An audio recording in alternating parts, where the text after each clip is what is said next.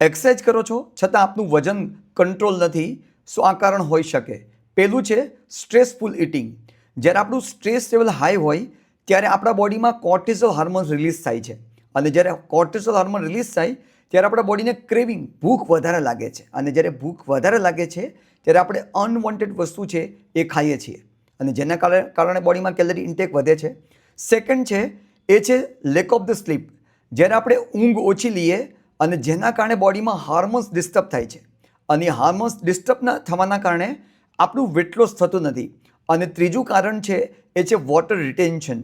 જ્યારે આપણે ખૂબ જ ઓછું પાણી પીતા હોઈએ, જ્યારે આપણે વધારે સોલ્ટી ફૂડ ખાતા હોઈએ, જેમ કે વધારે પડતી ચિપ્સ ખાવી યા વધારે પડતા પીકલ્સ, અથાણા વધારે પડતા ખાવા, જેના કારણે બોડીમાં વોટર રિટેન્શન થાય છે. અને જે ત્રીજું કારણ છે જ્યારે બોડીના હાર્મોન્સ ડિસ્ટર્બ થાય છે બિકોઝ ઓફ ઓછું પાણી પીવાના કારણે. તો આના કારણે પણ આપણું વજન ઘટતું નથી.